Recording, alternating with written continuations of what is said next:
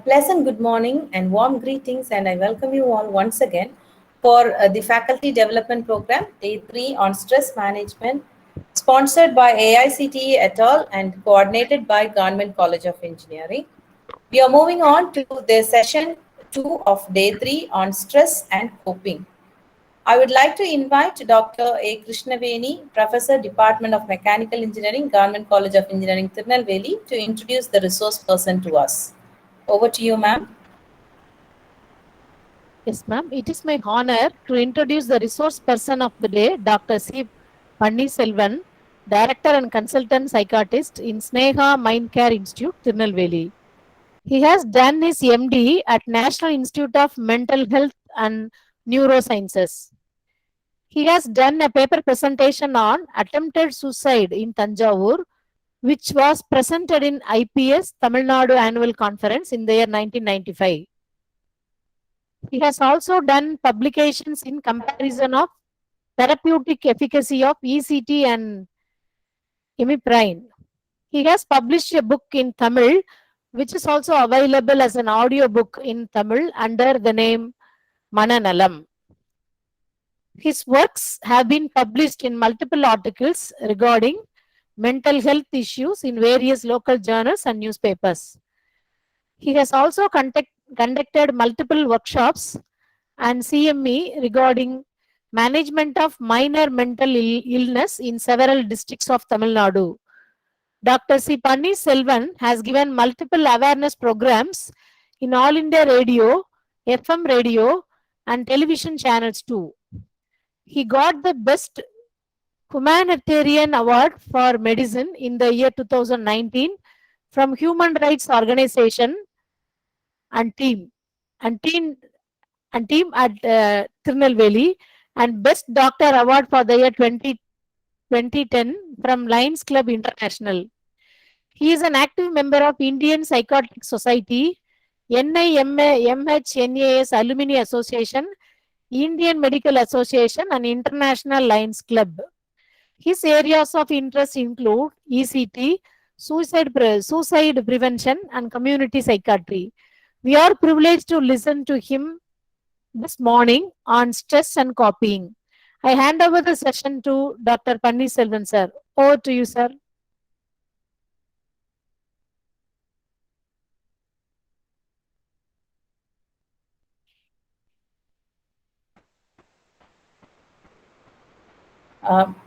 Doctor, your microphone is muted.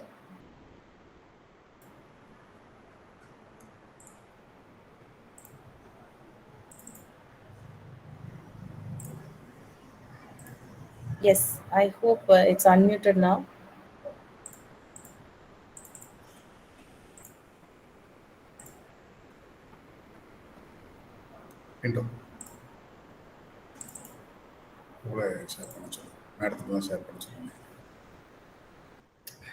Good morning.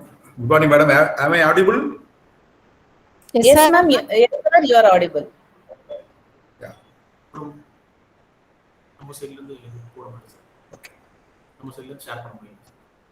Thank you, madam. Thank you for a nice introduction about me. Good evening to all. I thank you very much for giving me this opportunity to share some of the experiences with you.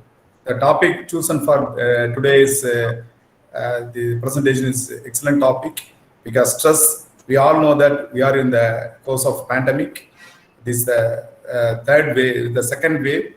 The first wave of the pandemic started in 2019, then second wave in 2020, and this 2021, the beginning of July, from February, the second wave started, and research and scientists predict that the third wave may come in this August 15th or early September. We are expecting the third waves. So these are the things, the anticipation, we anticipate the third wave also. Hopefully, I don't think it will make a huge impact. I think we will, as a person, we can, as an individual person, is a step, we can, by vaccinations and social distancing and wearing the mask, I think we can minimize the impact produced by the third wave. Thank you very much for giving me this opportunity. And I'm going to talk about the topic. Madam, shall you share my slides? Yes, sir. Shall you share my slide, madam? Yes, sir. Yes, sir. 1 minute, sir, please. Can I share it from myself, my side? You can do it, sir. You can do it. That option is available for you. Yeah. Wonderful.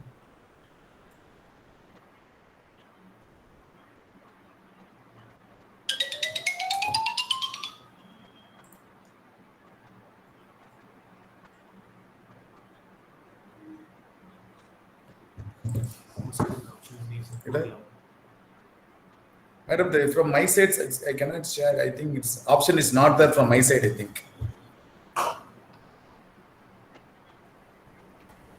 So we can see your screen now, but not the PPT. You are presenting right now, but the PPT is not visible. Okay, madam, from your side you can share, I think. From my side, I think it's not able to share. Yeah. Can you share it, Raja Ramakrishna? Can you share the slide? Pardon? 1 minute, sir. I will try, sir. Yeah, you try from your side, madam. Vandita? Yeah, it's coming. Madam, is it visible? My slide is visible? No, yes, it's getting presented right now. Yes, sir, we can see your screen. Your slides are visible. Okay.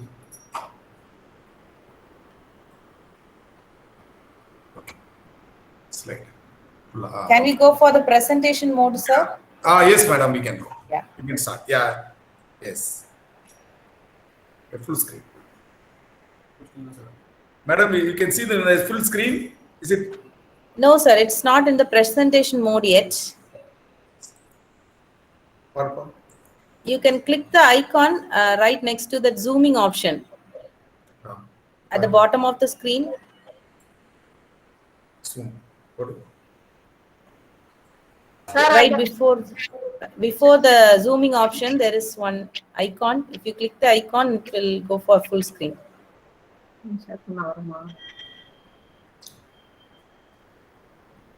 இல்லப்பா தெரியல அது ரெண்டுமே இது பண்ணிவிடு unmute பண்ணாது open பண்ணி விடாத open பண்ணி sharing மோடுக்கு வந்துச்சு F5 போடு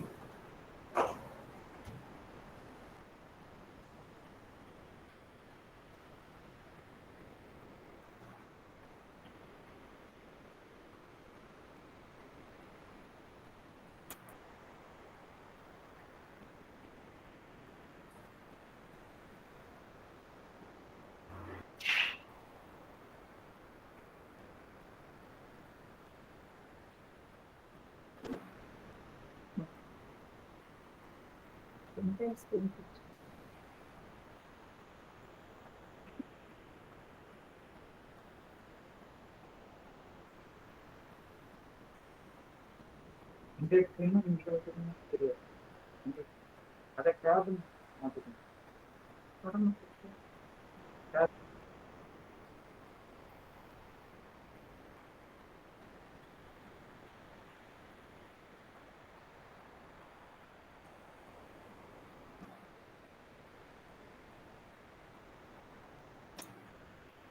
Sir?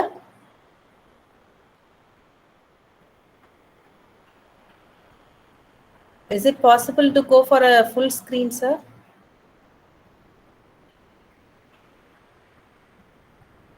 There is a play icon at the bottom of the screen, bottom right, I suppose. You have 3 icons at the bottom right. And we also have the presentation. You can also share it.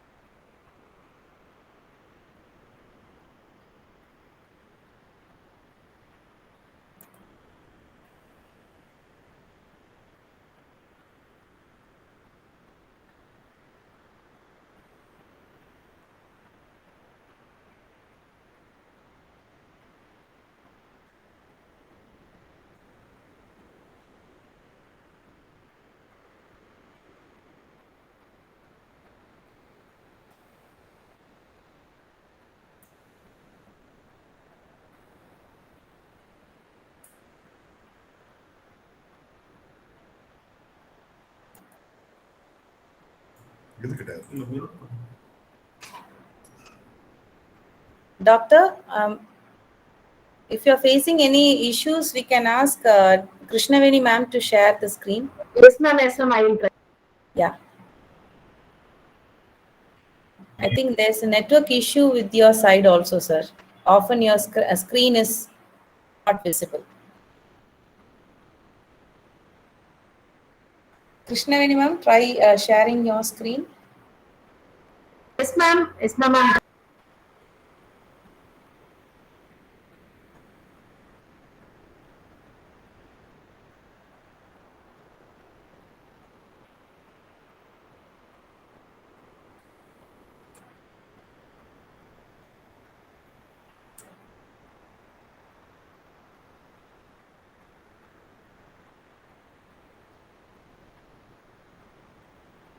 Ma'am, is it visible? PPT is visible? Yes, ma'am. Your PPT is visible.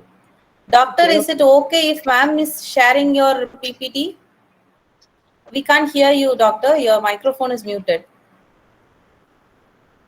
Yes, madam. You can share me PPT, madam. No problem. Okay. Ma'am, we shall go for full screen mode. Yeah, full screen again.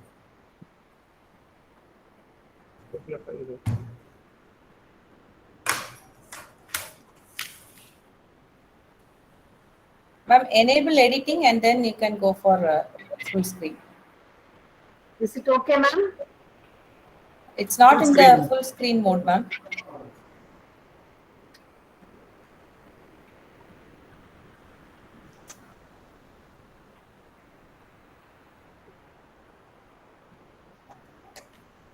And the icon above insert. The icon above insert. Okay, Yeah. ma'am. Okay. Now, is it okay now? It has not started sharing in full screen yet.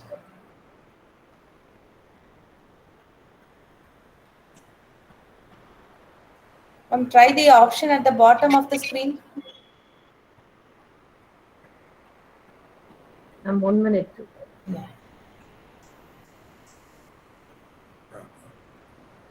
Start from the beginning. Okay, ma'am. Okay, right.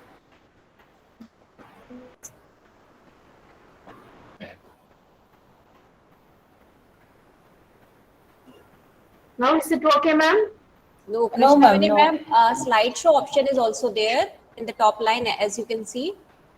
If you click slideshow, ma'am, Slide. then also, yeah, ma'am, please, slideshow.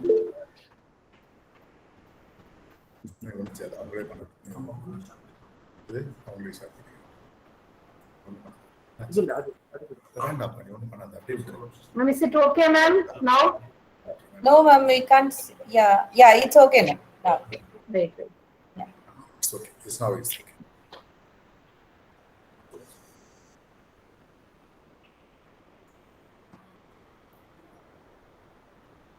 Over to you, doctor. You can start. Yes, your, madam. Thank you. Thank you. Thank you, sir.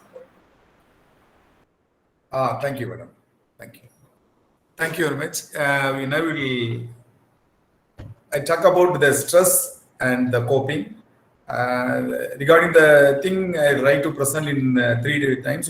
Three way outline is three things I would like to present. One is what is stress, and what is the impact of stress in our body and mind, and how to cope with the stress. So, in the three heading, I would like to present. And we all know that we are in the period of pandemic, and many of us are having most of the stress because in the reason as a doctor, I can see lot of cases coming to us with the depression, anxiety, and fearfulness. It is more than usual. And when they compare in 2016-17, the number of cases come with the stress is very less, but it's increased 3 to 4 fold. And also, as a scientific, WHO also reports that there is more number of cases, almost 2 to 3 fold increase of stress, depression, anxiety in recent years. This was reported by WHO. As a clinician, also as a doctor, also here also seeing a lot of people from childhood, middle-aged people, elderly people, women, they're all coming with a lot of stress and stress-related problems. They're coming to us. So we all know that the stress is a major concern in this modern era. By the WHO reports that by the year 2030, depression will be the second most commonest cause of premature death worldwide. Next slide. Next slide.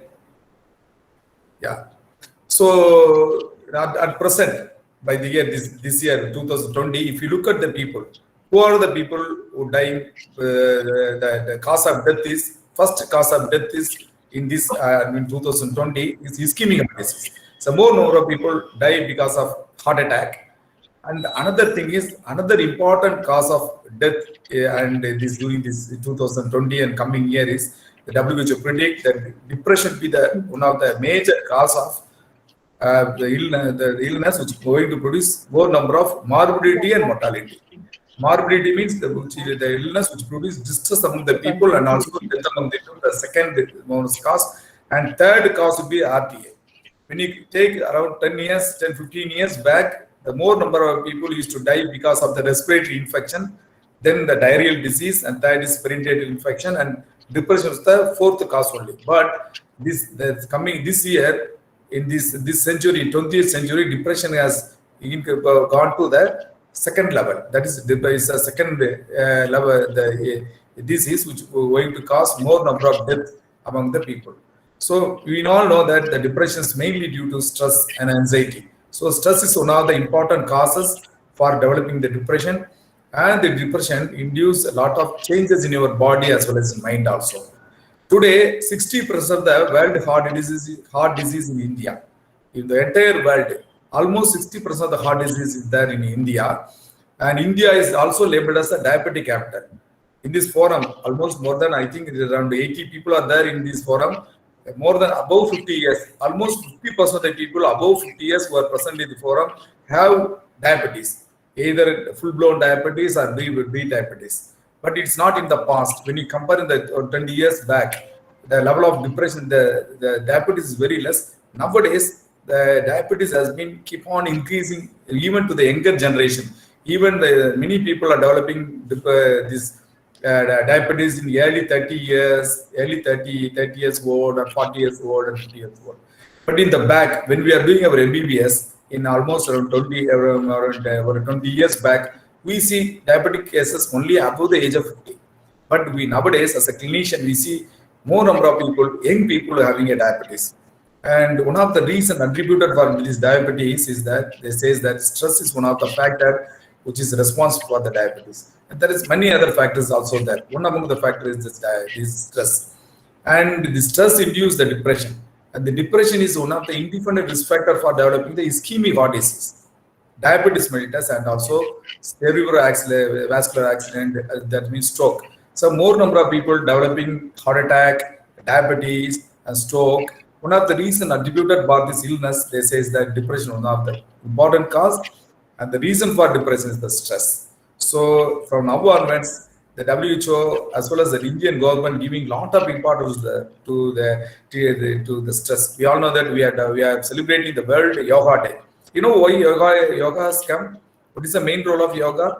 Yoga main role is to reduce the depressions and reduce the stress. That way, the people it helps the people to live in physiologically and psychologically be healthy. The yoga being practiced. So we are giving a lot of importance to yoga. The main reasons to reduce the stress is to de-stress only. The yoga has been given a lot of importance nowadays. Next slide. So stress is a major concern in modern era. The term stress was derived from the Latin word stringe, meaning that the experience of physical hardship, starvation, torture, and pain. This was the word which is the stress means in Latin word. It means that the people who experience the physical hardship, starvation, torture, and pain. Hans Selye is a psychologist who first coined the term stress in 1936. He defined the stress as a non-specific response of the body to any demand for the change. Next slide. So what is stress?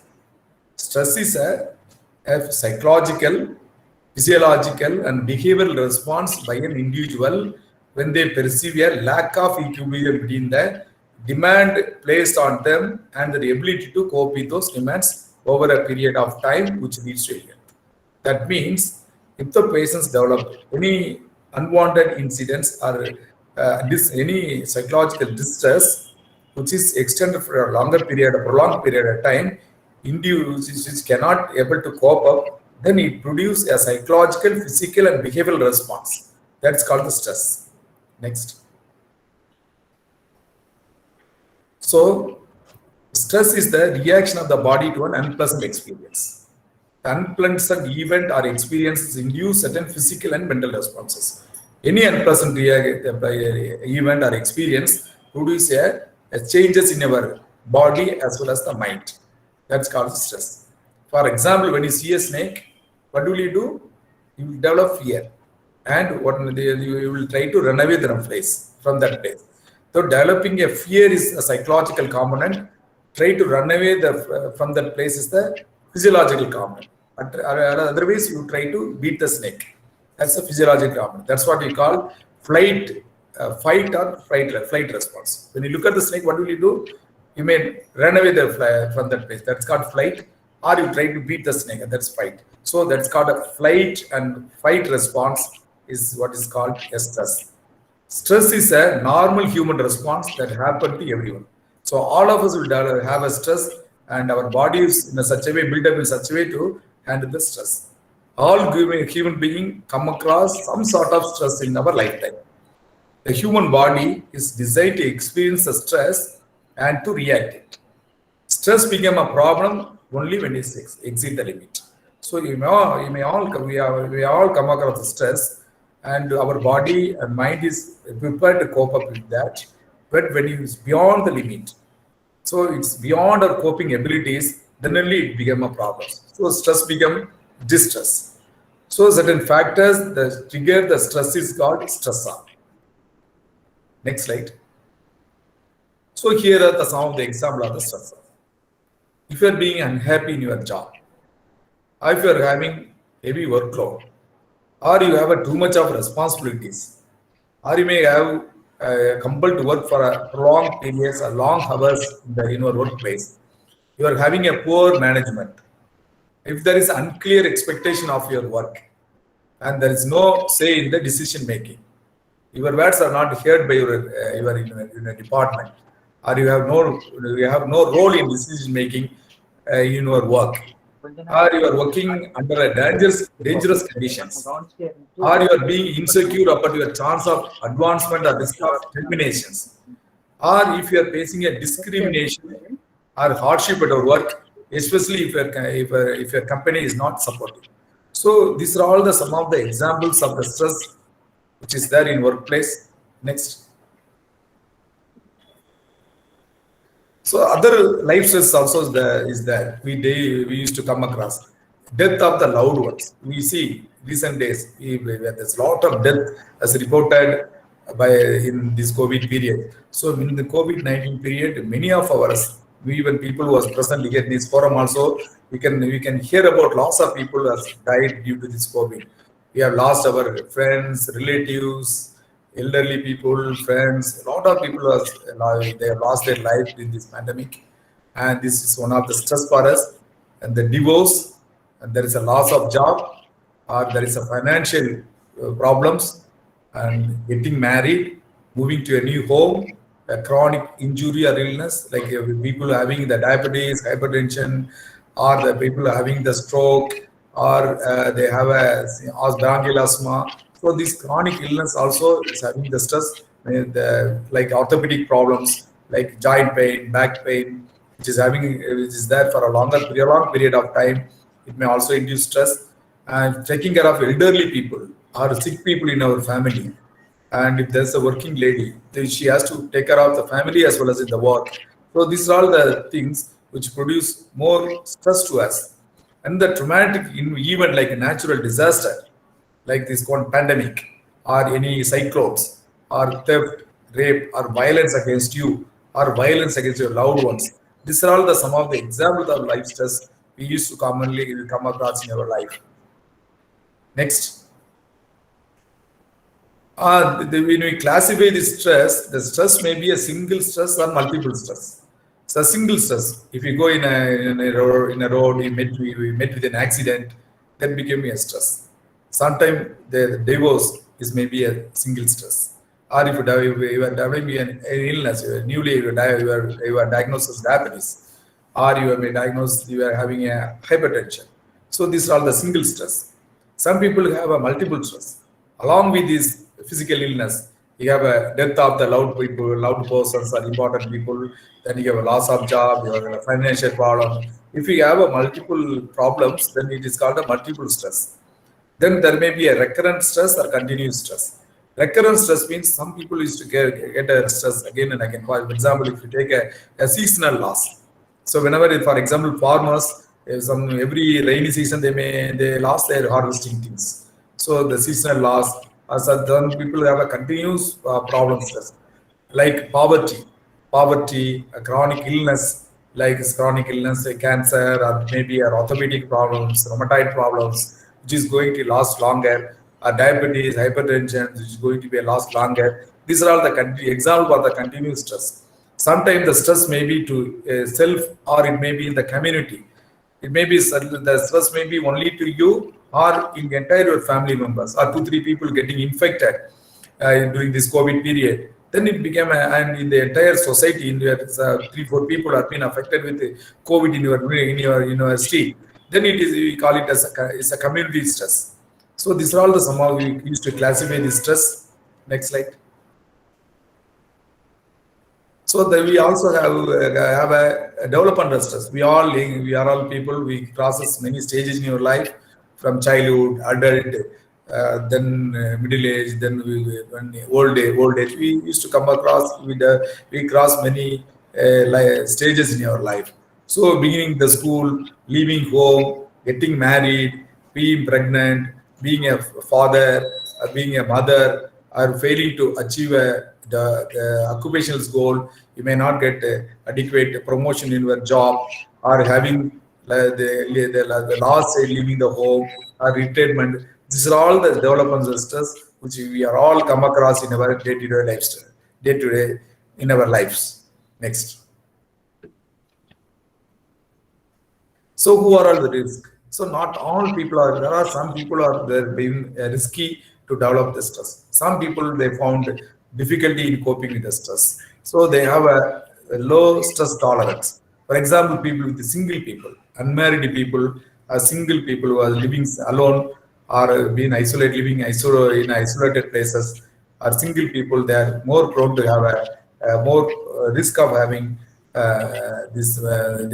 react to the stress very easily.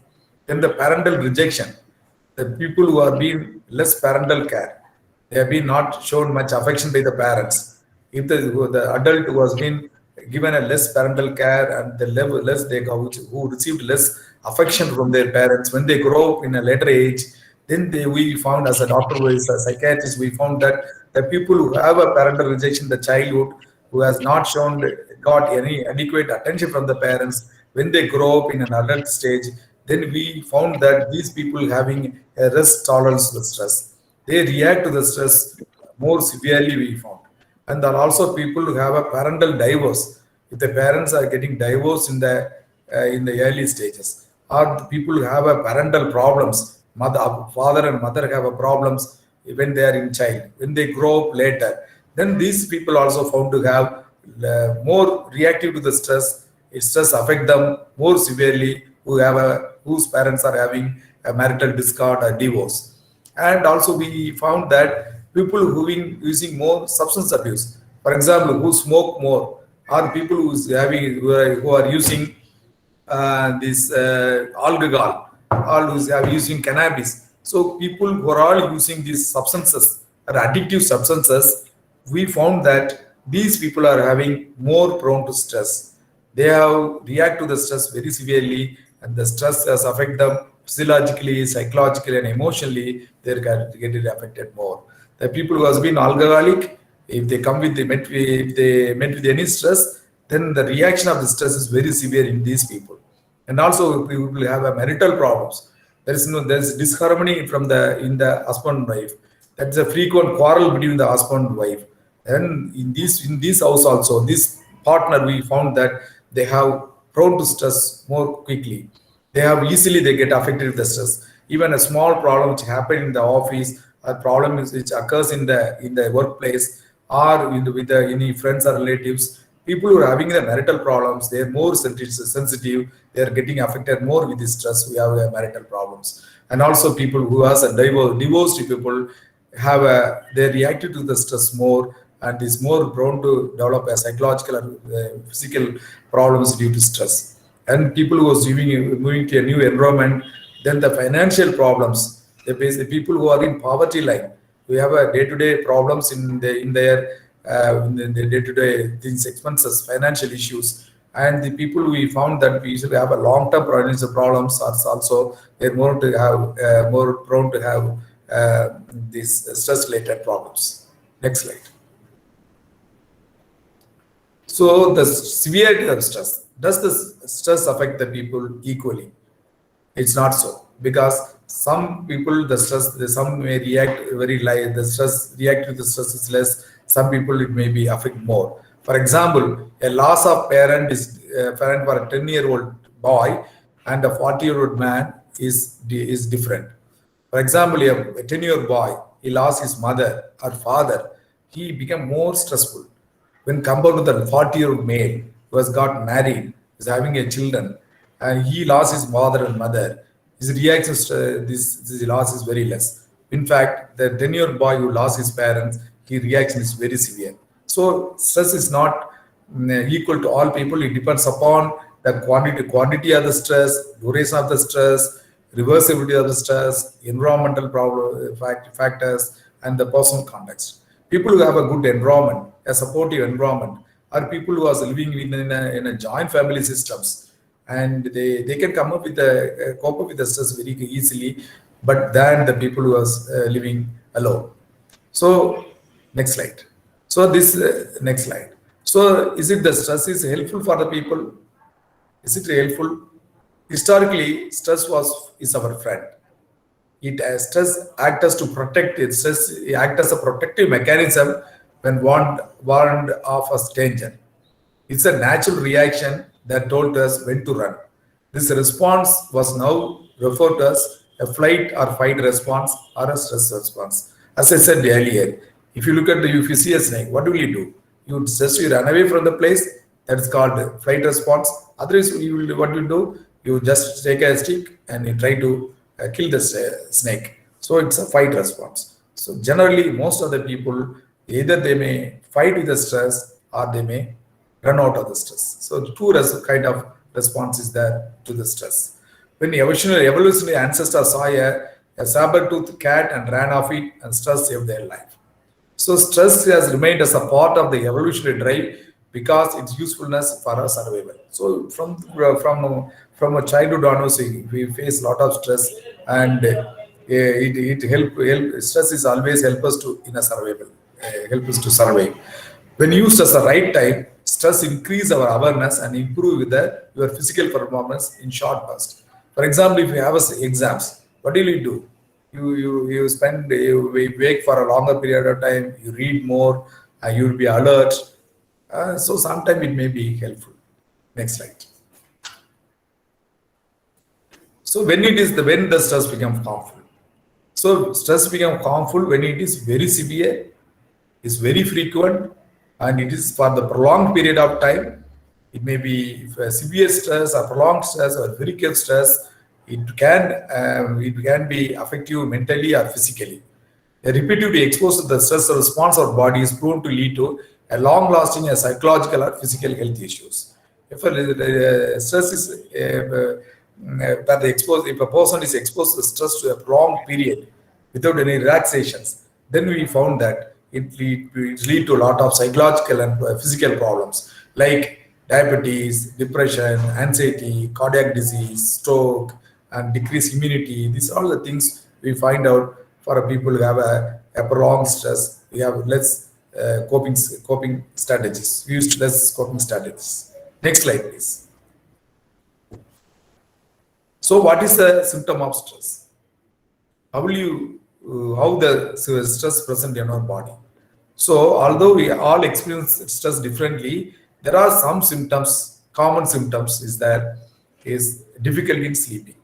So many people used to say that who have a lot of stress, who have a excessive workload in the office, or they have a financial problems, or the family problems, or some interpersonal problems, or death of loved ones, or they come across any physical illness. So they used to complain. So they have a less sleep in the night, and they have a poor appetite. They have a loss of appetite, and because of that they may have a weight loss.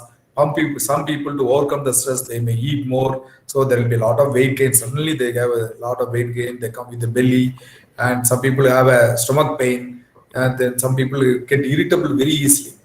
You can some people they have a problem in the office. They can't come to the house. They'll shout at their wife or the children. So small reasons they will get irritable and they will tense with the in the family members. So some used to wonder why we are getting angry in the house. Then stress may be one of the reasons for getting angry.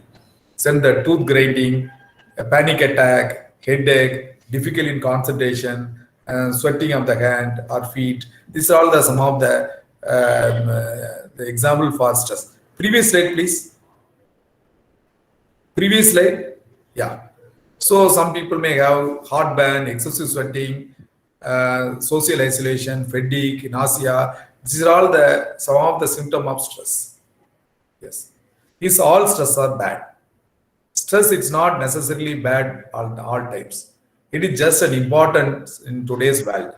It can be healthy when it helps you to avoid accident, and it might lie the tight deadline or keep you beat about your amid-coils. So stress is not always bad. Sometimes when you stress, when you have an exam, before that you may wake up for a long period, you work harder, and your memory power has been increased. You have covered a lot of portions before exams, unlike in 1 week before period to the exams. So at times, so if you have been alert, some people it may get an alert and it may prevent an accident. We all feel the stress at times, but when what one person finds stressful may be very different from another people who find stressful. Some people may be stressful, and some other people it may not be stressful. For example, public speaking. For public, if you ask a person to speak in a public, if we speak in a stage, some people feel that it is a thrill. They feel happy to talk in the stage, or they feel happy to dance in the stage. When for some other people, if you ask them to speak in the stage, the word of the events, they go to the stage, it may they will be frightened, they're difficult, they won't get words to talk. So it's different from individual to individual. So stress should be even the stress is temporary. You have passed the stress the moment, your heart rate and breathing should slow down and your muscle get relaxed. So stress is for example, if you finish your if somebody asks you to talk in a stage, you talk, after once this program is over, you will get relaxed and your breathing, heart rate, everything will comes down. So only when it is prolonged, the problem, the stress is continuing for a longer period of time without any relaxation, then only it will have a negative effect on our body as well as mind. Next. So what happened to our body during stress? What will happen? So whenever the people come across any stress, for example, they met with an accident, or suddenly they have a financial loss, if they have a death of a loved one, you have an excessive workload continuous excessive workload in your office, and you have feel distress in working in your office, and you are not getting any promotions. And then if the continuous stress is there, what will you do? It actually it stimulates the autonomic nervous system in our body. So it will produce increased heart rate, and your breathing will be more, your fast breathing. These are all the small autonomic changes. So it induces a flight or fight response, help the body to face the stressful situation. When a person have a long-term stress, a continuous activation of the stress response causes wear and tear of the body. If the stress is for a shorter period, there is no problem. When it continues for a prolonged period, there will be a prolonged continuation of this autonomic stimulation, then it will become problems. It will produce a physical, psychological, and behavioral symptoms. Next slide.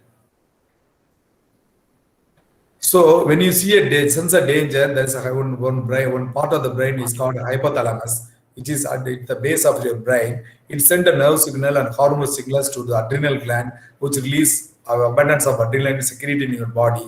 and it will help you to face the danger. For example, if you see a dog, mad dog chasing you, suddenly what it will do?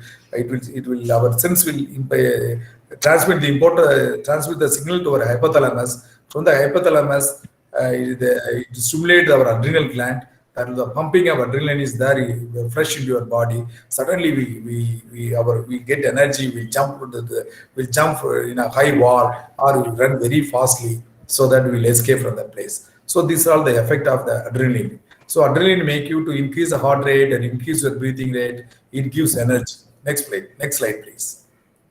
So make it easier your muscle to use glucose and contract the blood vessels. It stimulates your perspiration. It inhibits the inhibitions. So the short-term response, adrenaline gives you a lot of energy. Next slide. So while it is helpful for a moment, a frequent adrenaline surge can lead to. So the once in a while, if you have a stress, the adrenaline will be more useful. But when you have a frequent stress, when it occurs very frequently, once in a while, once in a week, or once in 15 days, once in a month, if you come across any problem, the adrenaline surge, there is no problem. When you continuously have a pump of adrenaline into your blood, a frequent pumping of adrenaline into your blood, in long run, what it will do is it will damage your blood vessels. So it will damage your blood vessels. So the pumping of adrenaline will increase your blood pressure. So what will happen? It increases your blood pressure. You develop hypertension. So because of hypertension, your blood there will be a leakage of blood in your brain. So you may develop a stroke. Sometimes continues this high BP. It may produce heart attack also. Next slide. The previous slide. Yeah. So it may produce headache. Some people, it may produce headache. It may produce anxiety, insomnia, weight gain. That's a lot of problems occurring due to this adrenaline. That's another one more hormone, stress hormone. What do we call it as? Cortisol. Next slide. Yeah, cortisol. So one hormone is adrenaline. Another one more hormone is called cortisol. So cortisol also play an important role in our stress. So raising an amount of what will cortisol? Cortisol is the hormone which usually is above your kidney. That we call it as corticotrophic hormone is above your kidney. So the adrenaline also is above our kidney also. Above the kidney we have two layers: adrenal cortex and adrenal medulla. So from the medulla we have it secrete adrenaline. In the cortex there is secretion of more cortisol. So when we have a frequent stress, previous slide. So when you have So when you have a frequent secretion of adrenaline in your body, the cortisol in your body, it increases your blood glucose level. So it increases the damaging of the cells in your body, and it also decreases the immunity. People who have a prolonged stress, they will get infected very quickly. They will get fever. They will get suddenly they will cough, or they may be their immunity level is more. So previous slide.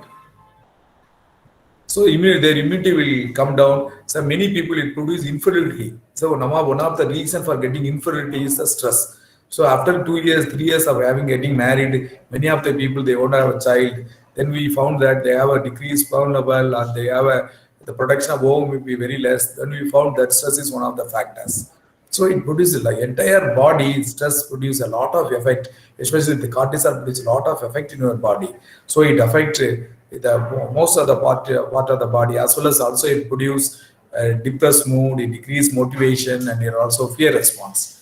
So all this help to deal with more effectively the high stress situation.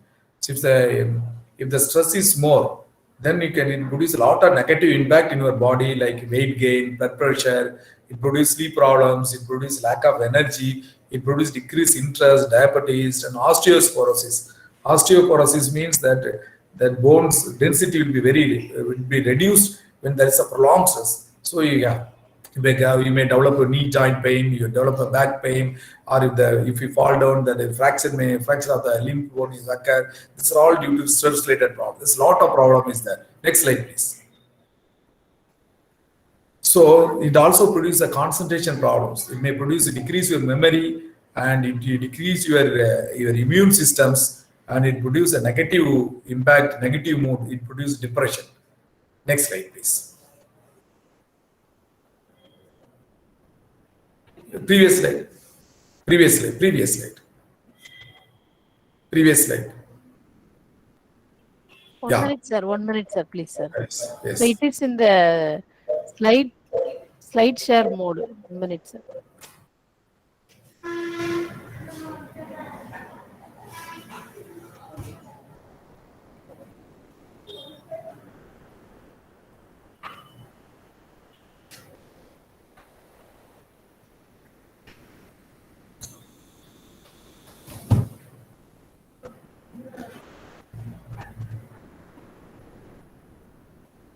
26th slide.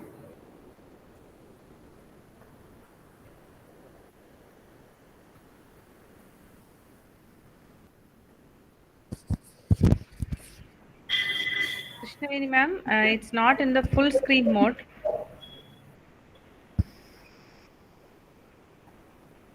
Try clicking F5.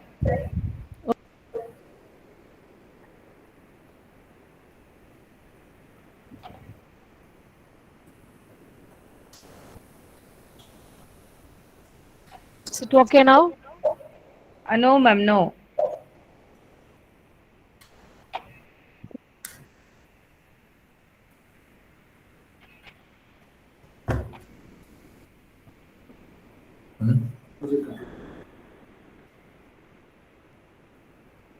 Is it okay, ma'am? 1 minute, ma'am. Like you press F5.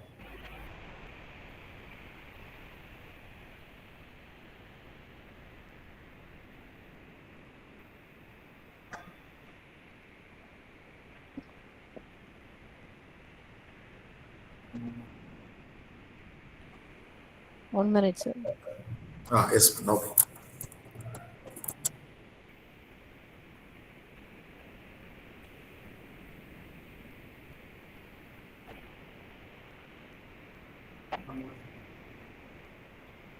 Phenomenal.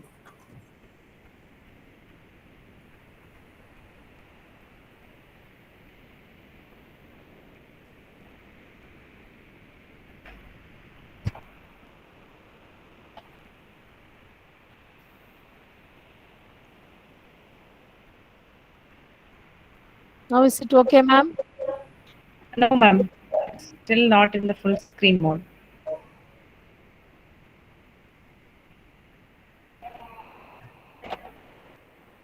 Is it okay now? 100%.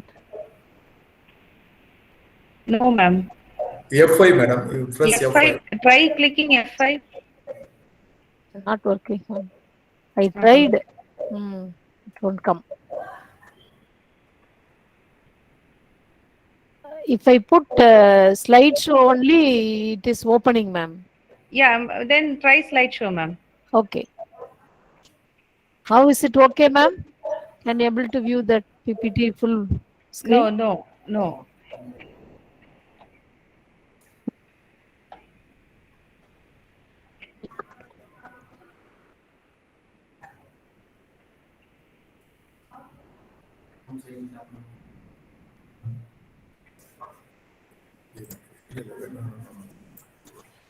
Wait. Ma'am, I think I can share the screen now. Okay, ma'am. No problem.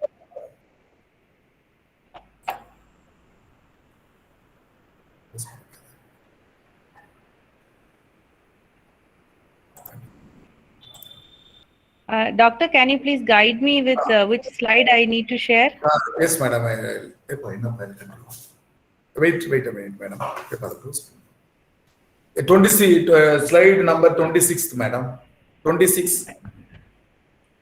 Okay. Slide number 26. Yeah. Yes, madam. That's correct. That's fine. Yeah, that's correct. So what will happen to your body? So we have a prolonged stress. You have an increased level of cortisol. You have a more this adrenaline pump is there. So what it lead to the body? So physiologically, the stress can produce aches and pains. So when you come across many stress without your knowledge, you may feel multiple headache, or this body pain, or some people they develop chest pain. they feel like that the pumping of heart, that they develop, they feel fast heartbeat, then they difficulty in falling asleep, and some people have developed tremors of hand, high BP, muscle tensions, digestive problems, and then they have some people have erectile dysfunction or weak immune systems. Frequently they're getting fever, or frequently they're getting cough or things. So when the person who is having all the medical checkup is over, some people they come with, if they have a head chest pain, so they go to the doctor, they check ECG, X-ray, everything was normal, and still they continue to have a chest pain. Or some people develop a headache. This headache, you take all investigations, CT scan, MRI, everything you take, and everything was normal, but you continue to have this headache or chest pain, and you have a sleeping problems, then you always think they may think that you may suffer from a depression or stress-related problems. Next slide, please, madam. Next slide. So these are all, some people they develop as psychological symptoms. So they are getting irritable for trivial reasons. Previous is not like this. Nowadays, for small reasons, we're getting angry with your children, angry with your wife, or angry with your students, or in workplace. Without any reason, you are getting very angry, or you are getting more tense, you are getting palpitation, tremors, difficulty in breathing, and you're feeling sad most of the time. You have decreased interest in doing activity. You have a fatigability, you have a crying spell, you have suicide ideas, and you have a panic attack. If all the symptom is there, then you always think that you may suffer from the stress. These are all some of the psychological or emotional component of the stress. Next slide, please. So what we'll do? Most of us people, we are coming across the stress. We have a stress. Many of the people they are coping with the stress in an unhealthy behavior. So we all come across stress. Some people may manage the stress, the healthy behavior. Some people have an unhealthy behavior. They cope up with the stress without our knowledge. Many people used to drink too much.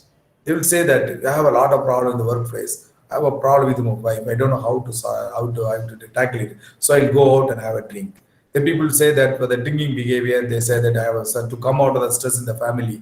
I have a lot of problem in the workplace. I don't know how to handle it. So I'm drinking more. So once I drink, I'll get sleep. I'll forget about everything. They say I'll go for a job like that. So drinking is one of the bad, unhealthy behavior of coping the things. Some people they smoke more to get off the stress. They get tense. They go out and they'll smoke. They'll take a cigarette. They'll 2 or 3 or 1 packet, 2 packet, 3 packet per day. They used to smoke more to handle this stress. Some people they go for a gambling. Especially nowadays, they used to gamble in online gambling or offline gambling. They go for a gambling to come out the stress. Or some people they eat more, especially the children nowadays in the COVID period. There's a lockdown. Many people have they're not allowed to go outside. They don't know what to do. They'll be more stressed out. By overcome the stress, they used to sleep. They eat more, 4 or 5 times and eat more. They'll go for they'll sleep excessively. So these are the one way of coping with the stress. Some people they'll spend most of the time in internet. If they have the problem in the studies, if they have a problem in the work, if they have a problem in the house, they have a financial problems. What will they do? They'll take internet. They'll take a WhatsApp cell phone. They'll spend most of the time in cell phone by watching all unwanted things in the cell phone. That way they'll get out of the stress. To forget about the stress, or they forget about the negative thoughts related to stress related issue, they'll spend more time in these gadgets. So using drugs, some people they'll go to get out of the stress. They'll go to the medical shop without any doctor prescription. They'll take these sleeping pills, and they will consume it, so overcome the stress. So these are all the ways to to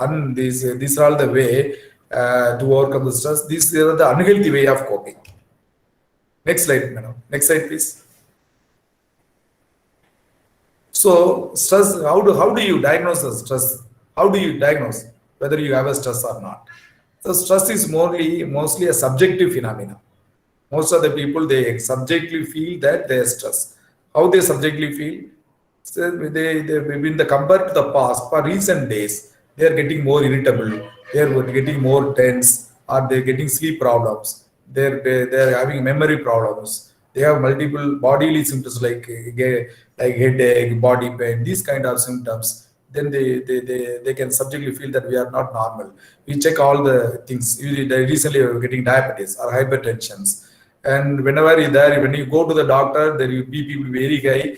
And when the house you take the BP will be normal. So whenever they go to the doctor, the BP will be very high. But in the house, when they relax state, the BP may be normal. So these are all some of the indications that these are all the stress related, and most of the stress is subjective.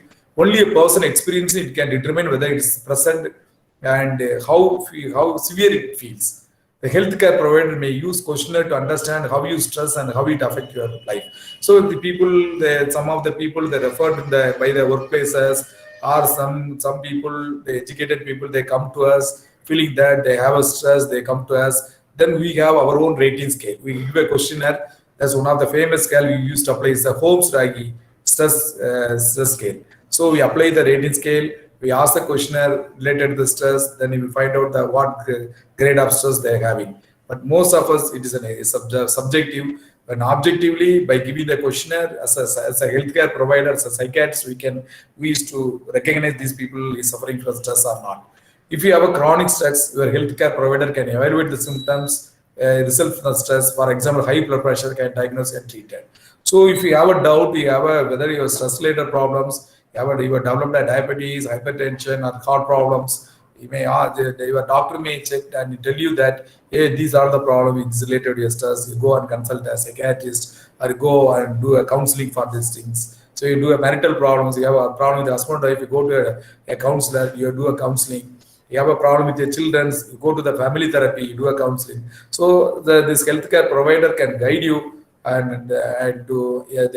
identify and guide you to overcome the stress. So doctor can find, as well as many of the people, they themselves can find they have a stress or not. Next slide. Next slide, madam. So how to manage the stress? So put it simply, previous slide. So simply, stress management is a set of technique or program intended to help the people to deal more effectively with stress in their lives and analyze the specific stressor and take positive action to minimize the stress. So stress management program is nothing but you identify what is stress and what is the cause for the stress, what is the stressor, and how to overcome the stress. For cope in an adaptive way, how to cope with this stress. These are all the things is there in stress management programs. Next slide, please. So how to cope with the stress? There are few steps are there. I'll tell one by one. So first step in coping with the stress is first you understand what is stress. How do you get stress? What make you uncomfortable? By understanding that stress look like you can better prepare and reach for your way to manage. First, we are all understand that whether I am stressful or not. I am getting irritable for no reason. I am not getting sleep. I am getting fatigue. I am feeling more sad. I am getting irritable. So what is the reason for that? So we have to understand that I have a problem in my workplace. So I am getting all these problems. So you have to understand what is stress. Then you have to identify the source of the stress. Source of the stress. First, you understand that you are getting irritable, you are getting tense most of the time. Then you look for what is the cause for the stress. What is the cause for this irritability? I am not getting sleep as usual. What is the cause for that? I am getting more BP. When you go to the doctor and check that you have a more BP, then what is the reason for my BP is getting raised? So you have to look for the cause, the source of the stress. The source may be whether we are getting stress in your workplace. I'm getting BP because I have a problem in my workplace, or I have a problem in my family, or any other factors. The interpersonal problem with my friends or relatives. What trigger you to get stressed? So this we have to go. Next slide, please. Next slide, madam. So then you have to learn to recognize the stress signal.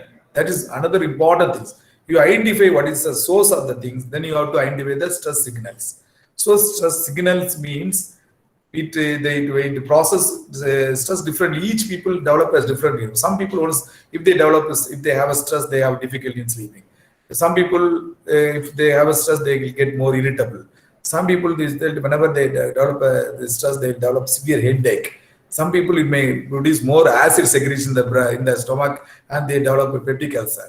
So these are all the internal alarms of the bell. So if you get more headache, you have more anger, you are getting this whenever you get a problem, you're getting severe ulcer, abdominal pain. So in combination of all these symptoms, these are all the signals of the stress. You have to identify these are all the signals. I am getting stressed because I am getting headache. I am getting more irritable. I am getting the stomach pain. These are all the signals of the these stress signals. Then you recognize what are the strategies. How I am calming down this. I have a problem. So how I am getting overcome this? How I am getting calmed down by this stress? So these can be a behavior learned over a year. Sometimes it may not be healthy option. For example, some people cope with the stress by medicating alcohol. So each people cope up with the stress in a different manner. This is a fault, as I earlier said, the faulty coping mechanism. Whenever you go and drink smoking, you go and drink alcohol. Some people cope up with it by smoking. Some people cope up with by drinking more, eating more. These are all some way of coping.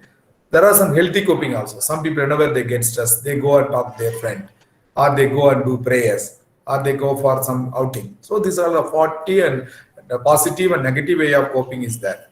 So next slide.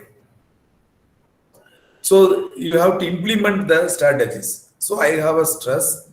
I have this coping behavior. I have a faulty coping behavior. I want to have a correct coping behavior. How I have to cope with my stress. So it is good to be mindful your unhealthy coping behavior. You can switch from unhealthy to healthy coping behavior. For example, if you are overeating or you are spending more time in a smartphone, whenever you get stressed, you eat more. You take a lot of food. Or whenever you get stressed, you go out and sit in a room and you take your cell phone. You are watching videos or something in your smartphone. So instead that, you can practice meditation. Or if you have a problem, instead of eating more, you can just talk to your friend through the phone and you can discuss about the situation. These are all the things you can do it when you are stressed. So the American Psychological Association suggests that switching out one behavior at a time is more effective in creating a positive change. Next slide. Next slide, madam. So make a self-care a priority. Many of the first thing I used to tell all my patients that you always make your time for yourself. First, you take care of yourself. So many of us, we have been dedicated life for our children's wife and other things. First, you have to understand that you are the pillar of your pillar of the family. First, you have to take yourself. Only when you are healthy, then only when you are healthy, if you are free from diabetes, you are free from cardiac disease, you are free from hypertension, you are healthy, then only you can take care of your children, your wife, and other things. First, you have to understand. Many people, they won't take care of themselves. They will always work. They earn money, they will send it for their children and wife and other relatives, father, mother, and sisters. Ultimately, they lost their life. And one person recently, I have a person.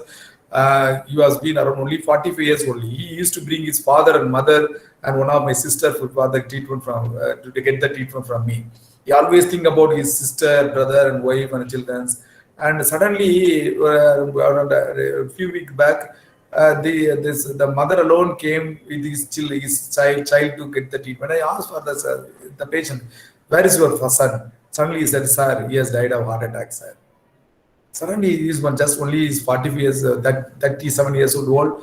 I asked him, how come, whether he has any problem? He said, "No, sir, it's not. He doesn't have any problem. He is not at all checking himself. He has a chest pain, and he went to the local medical shop. He takes some antacid, as he ignored it.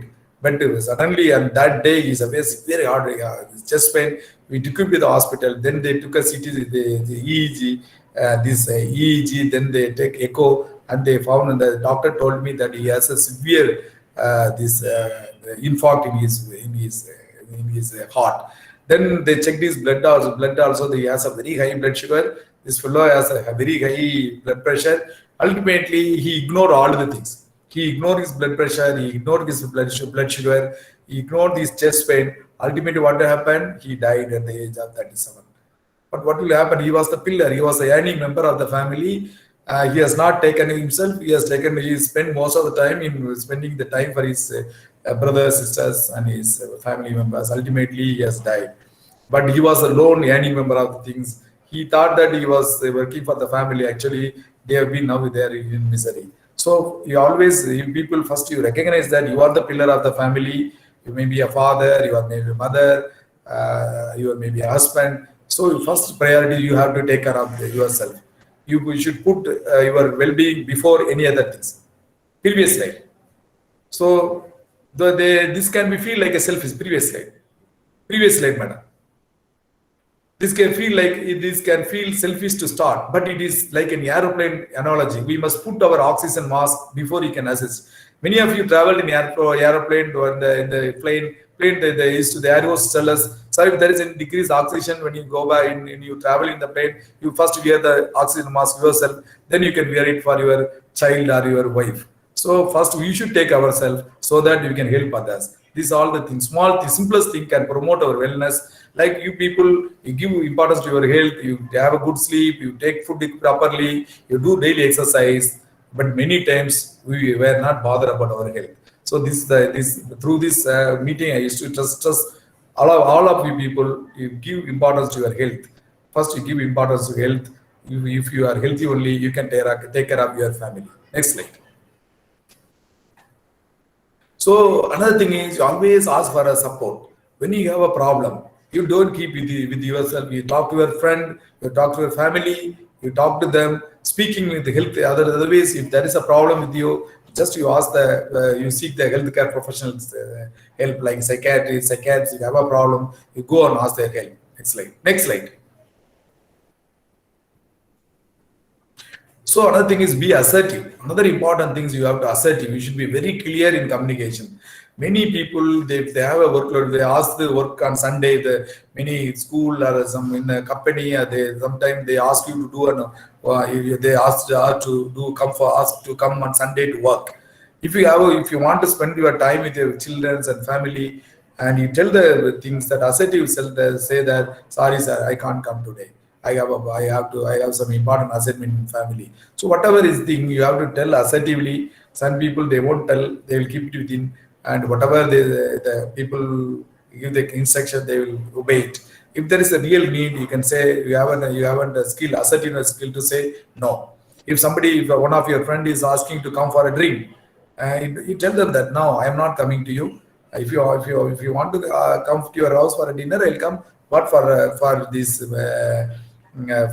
arak shop, I'm not going to come. So they have to tell it assertively. So everybody should say, you should have the assertive skills first. If you feel it is right, you say yes. If it is no, you say no. So this assertive skill is very, very needed, especially in coping with the stress. Next slide. So reduce the noise. So silence is important things which help you to overcome the stress. So switching off all the technology, screen and constant stimuli help us to. Nowadays in the lockdown period, we see many people, they've been wake up to 1 o'clock, 12 o'clock, 1 o'clock in the midnight. They keep on watching these WhatsApp, the Facebook and videos, repeatedly seeing the news or movies till late night. So if you have been prolongedly watching the screen, either computer or TV or cell phone, that itself will induce a stress and it will overcome the stress. Many people overcome to come out of the stress, they watch this screen, either TV or computer. In fact, as scientifically, as a psychiatrist, we see people who are seeing more than 2 hours, 3 hours a day watching the screen, either computer or WhatsApp or the cell phone. They have decreased sleep, they have decreased concentration, they're getting more irritable, they're getting very tense, and they have more fight in the families. So please reduce your screen time. Limit your screen time. You are the role model of your family. If you are seeing, you are being engaged in looking at your cell phone for a prolonged period, your children will follow you. They will also, they will sit and they will watch the cell phone for a long period. So always restrict your time on screen time. Don't spend more than 1 hour or 2 hours looking at the screen, either cell phone or computer, TV, whatever may be. This is not a good thing to recreation. In fact, more screen time will increase your stress level only. So make times of quietness in a day. So you give a thing for at least for in the 2 o'clock and maybe after lunch, just or half an hour you keep calm or you take rest, and the recharging your body as well as mind is very very important in tackling the stress. Next slide. So manage your time. So time is very, very important. So you have to plan your life, plan your time. Today, what I'm going to do? I'm going to get up this time and I'm doing all this activity. I'm going to take lunch and dinner, and by the correct exact time, I have to go for sleep. For example, you go for sleep means just after 10 o'clock, go for 10 or 10:30, go for a sleep, switch off all TV, monitor, everything. You switch it off and you go for a sleep and get up either 5:30 or 6 in the morning, so that it will be, you will plan your life so that you can easily come up your handle the stress. So people who have an unorganized plan in the life, they, for example, they used to they'll sleep by 12 o'clock, 1 o'clock in the midnight, they'll get up 7 o'clock or 8 o'clock, and they won't take a breakfast because the lack of time, and the children also follow the same thing. Ultimately, it will make a mess. So always plan your time, manage your time, and also diet. Diet is very, very important, especially when handling the stress. So eat a healthy, balanced diet. Whatever the diet you are having, you have it in 3 times in a day, and the diet should be more of vegetables and greenish like that.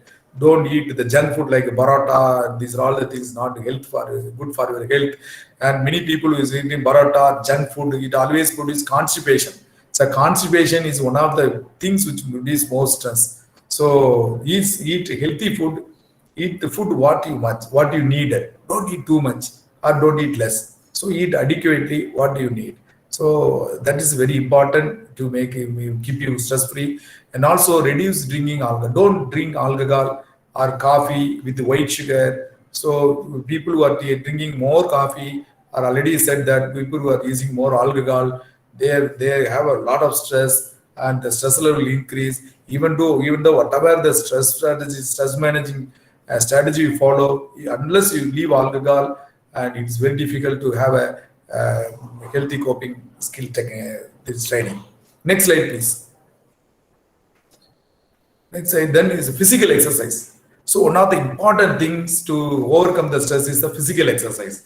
So physical exercise always help you to overcome the stress. So it can, even children, adult, elderly people always do a physical exercise. The physical exercise 30 minutes per day, not more thing.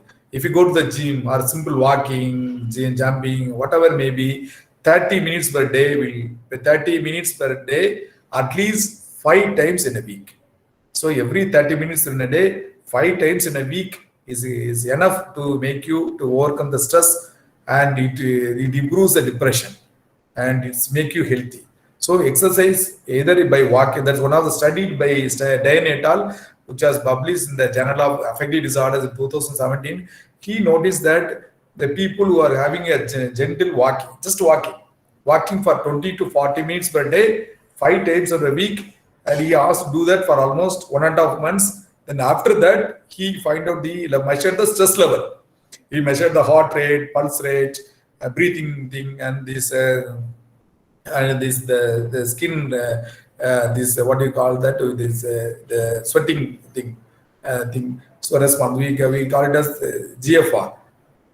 All this level, the heart rate and the respiratory rate, everything comes to normal of 6-week intervention of 20 to 40 minutes simple walk, 5 times per day, 5 times per week, 30 to 40 minutes per day, 5 times a week for 1.5 months. Who are done this small exercise, they found that his depression level has come down, and also the stress level is came down. So do a regular exercise to come out depression, anxiety, and it also reduces stress hormones like cortisol, adrenaline, and also endogenous endorphin.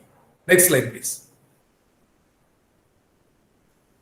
So the lot of benefit of exercise is that very simply all male, female, everybody can do that. There is no expense for doing, just go for a walking. So it increases the production of neurochemical in your brain. We all know that depression is due to the decrease in adrenaline, noradrenaline in the chemical that's Serotonin is one of the important chemical. This is reason for developing a depression. When you do a physical exercise, already the serotonin level increase in your brain, thereby it decreases the depression. It improves your memory, it improves your attention span, and it improves your decision-making skill, and also it increases the growth of the nerve cells. So when you're getting aging, you gradually that you lose your nerve cells gradually in your brain. So the brain will get slowly shrinkage. What do you call it as dementia? Dementia is a shrinkage of these nerve cells in the brain. Slowly there will be a shedding of nerve cells in your brain. But we found that people who are doing a regular exercise, their shrinking of the brain cell is very, very less. So in fact, the growth of the new nerve cell also found in people who is doing a regular exercise. So exercise have a lot of effect. So do exercise. You come out of the stress from today onwards. You practice it. Next slide, please. Next slide. So, another important coping technique is don't ventilate yourself. Don't keep all your problem inside. If you have any problem, you have a problem in your wife or children or the workplace, or you have any bodily problems, don't hold it in yourself. You always talk to other people. Ventilate your feelings to other people. So talk to the loved one. You can talk to your problems with your friend or family friend or any relatives, or you are in the workplace. You tell your problems. Sharing your worries will always make you feel free, and it gives you stress free. And many of our worries sound a lot less worrisome when they say them loud. So whenever you share your problems to others, when you ventilate your problems, then your stress level comes down, and you will also get solution for your problems. When you keep all your problems within you, it bursts into an anger, it bursts into stress. So when you ventilate the problem with other people, then at times you may share, you can ventilate your problem by reducing the stress. In addition, some people will get a solution to your problem also. They'll say, hey, don't do that, don't do that. You go and meet these people. You have a financial problems. You can overcome this problem this way. So some of your friends or relatives may give you an idea. So sharing and ventilation is important things in one of the stress coping mechanisms. So in addition, you can also write it down. Some people, if they feel shy to go and talk to other people, they write it down what are all the problems. That way they can ventilate the problems by writing also. So contact a health professional also. So if you have any problem, don't keep it with you. You come and meet a psychiatrist. Nowadays, a lot of stigma and related meeting the psychiatrist and meeting a psychology, mental health professional. The people feeling a lot of stigma. So don't feel any stigmatized.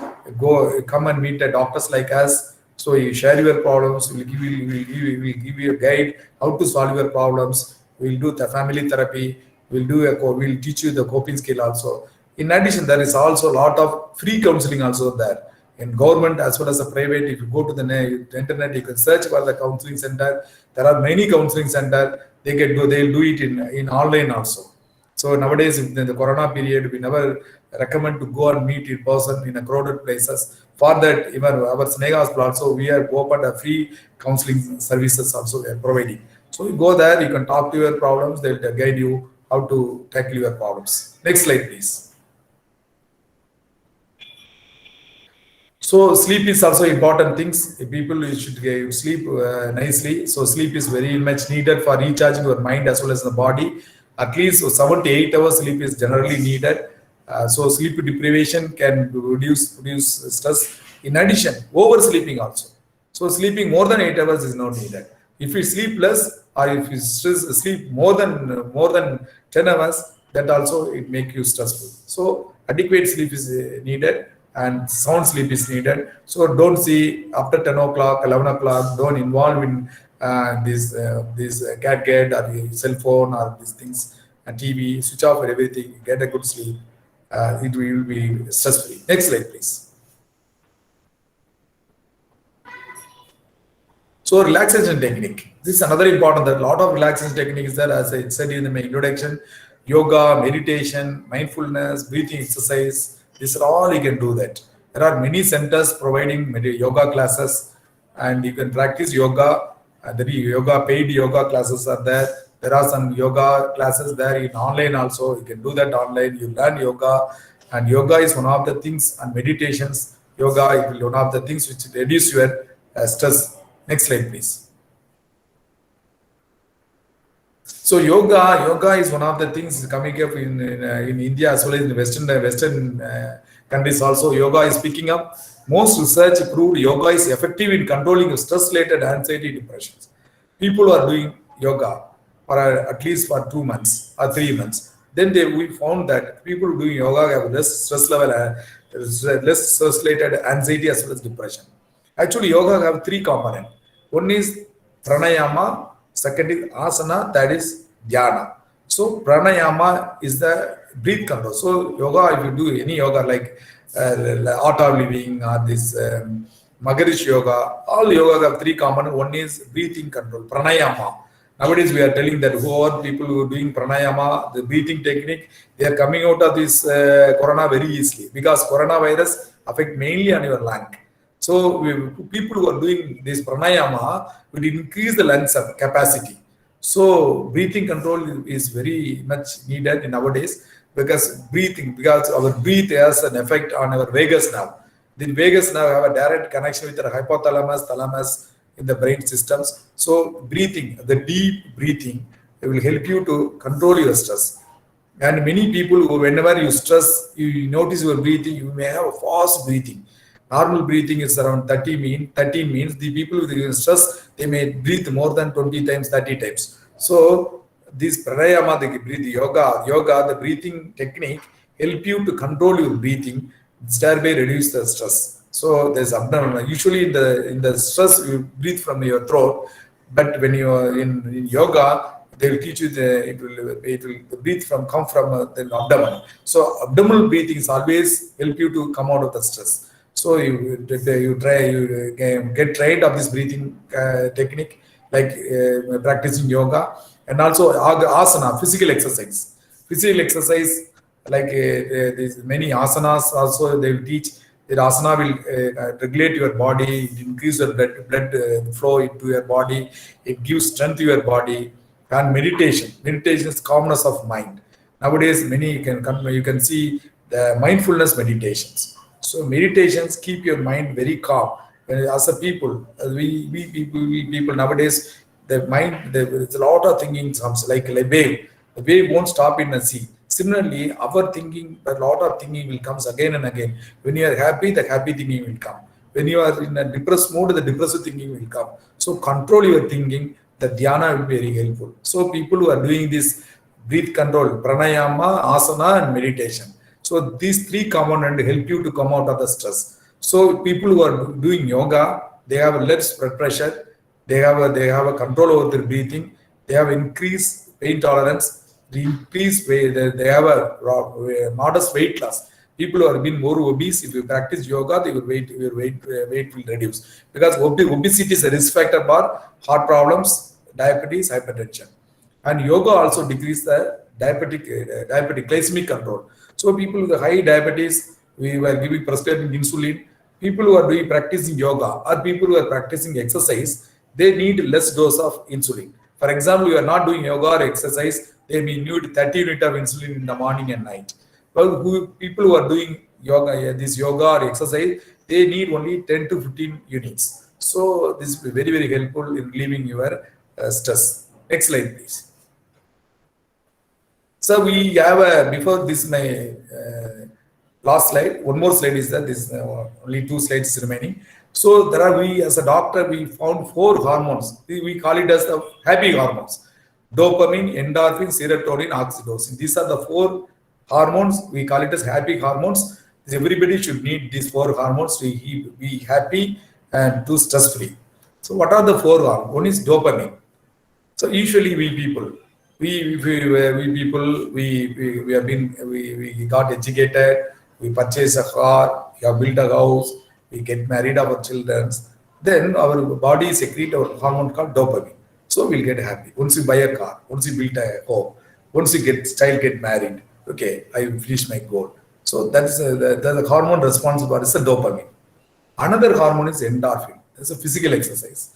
When you do a physical exercise or when you do a yoga, there one hormone secreted in your body that is called endorphin. It gives you happiness. So you can see many people who are in the group who are doing regular exercise, they can find that after the end of the exercise, we feel brisk, you feel happy, you feel calmness after the end of the yoga or the end of the exercise.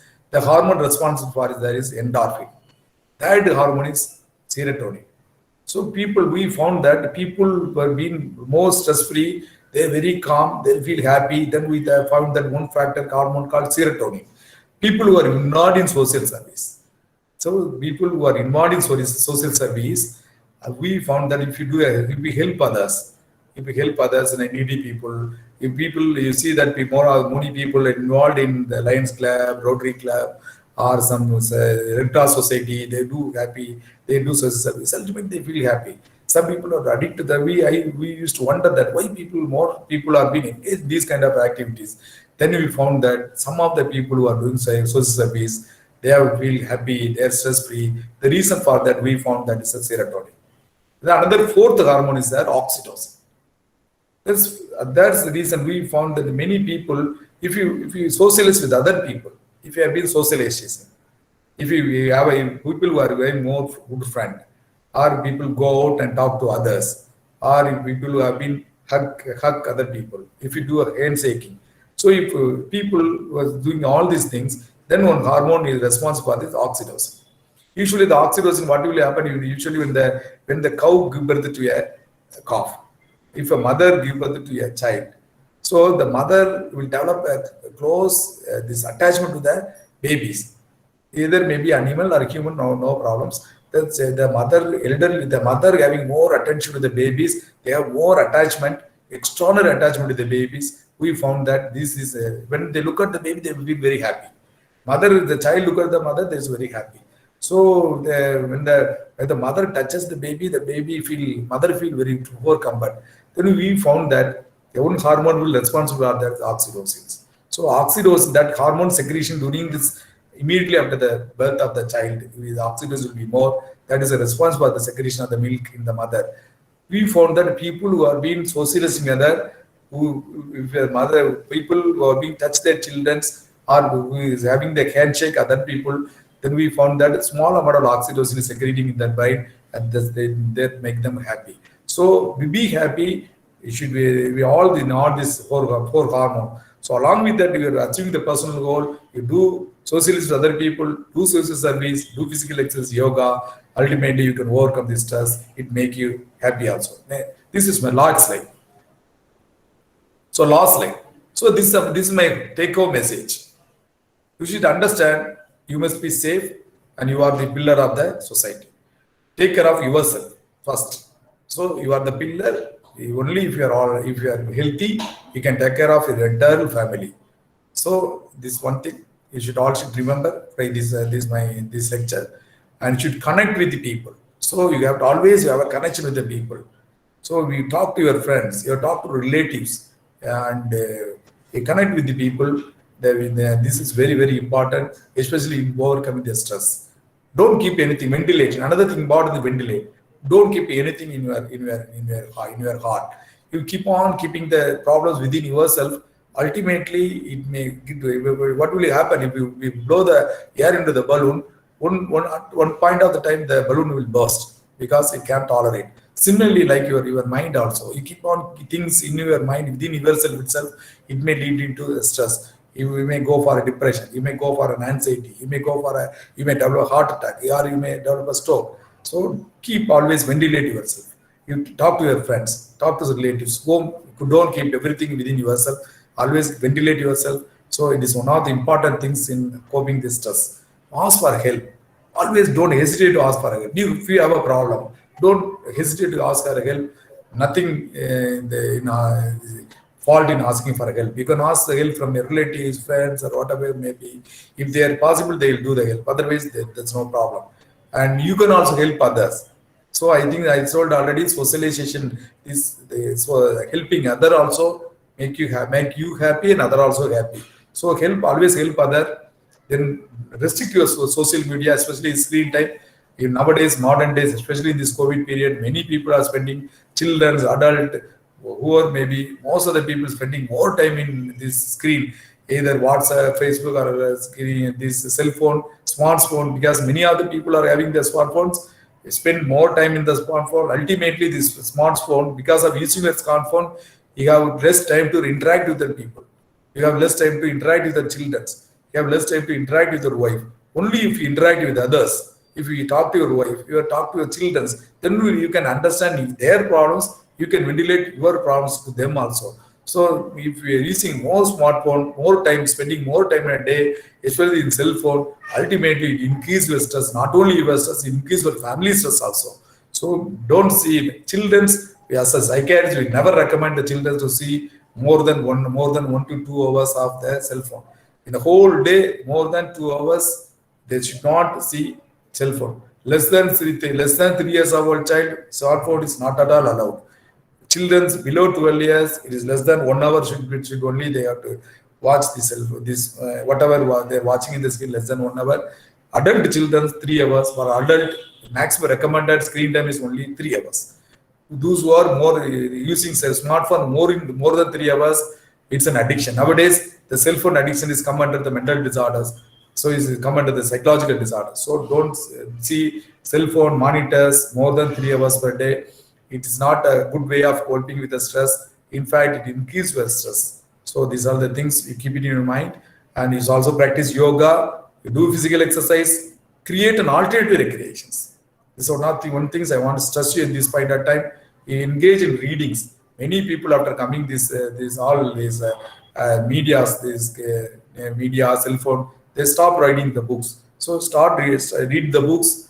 Reading will increase your brain cells. It increases your memory. It decreases your stress. Listening to music, do the gardening work, and do the household work. Nowadays, men and females are male and female are equally effective. You can also share your work with your wife in all the day-to-day household work.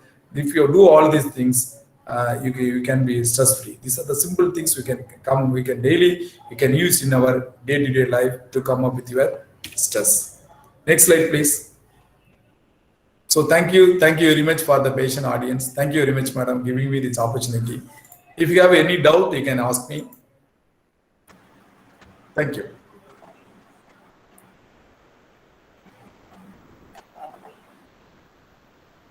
Doctor, a few of our participants have posted some questions in the chat box. Yes, madam, you read, madam, I'll answer it. What is mindfulness? Madam, mindfulness actually is a technique. It was a technique was being taught by the Buddhist monk. Actually, when normally any people, whether people in the stress or not, when we are there, our mind keep on thinking. So mindfulness is that one way of these meditations which help to control our thinking. So what you will do in the mindfulness technique, you can see in the videos. There are many videos are there in YouTube. The mindfulness technique it stress you to concentrate only on your body. So it says that you concentrate on your breathing, your concentration on your body sensation, rather than concentrate your thoughts. This is the technique is there in mindfulness, madam. It helps you to overcome the stress and depression and things. It's a technique. You have to get practiced. Mindfulness is a technique which asks you to concentrate on your body. That is presence of self. At present, what you are doing. At present, what I am doing. I am talking to you. So mindfulness and during the meditation, mindfulness asks you to concentrate on your breathing, concentrate on your body, not concentrate on your thoughts. When you try to concentrate on your body, your breathing, your muscles texture and everything, then what in long run what it says that the concentration of your thought will gradually reduce and you will come to the presence. That was the technique behind the mindfulness, madam. You can go to, there is a lot of the demo is there in the YouTube. You can go there and you can check it out. Thank you, doctor. Thank you for your nice explanation. Sir, excuse me, sir. Yeah. Sir, excuse me. Yes, sir. Sir, it is advisable to take tablets for sleeping, sir. Actually, if you have a problem, if you have a sleeping problem is due to many things. So just simply you have a insomnia alone. We have many sleep hygiene technique is there. Sleep hygiene technique means we ask them to avoid coffee, tea in the evening.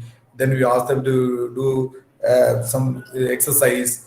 and then there is a lot of sleep agents. There is a list of things there in sleep agent technique. Like for example, you should not sleep in the morning. If you sleep in the daytime, you won't get sleep in the night. That's one thing.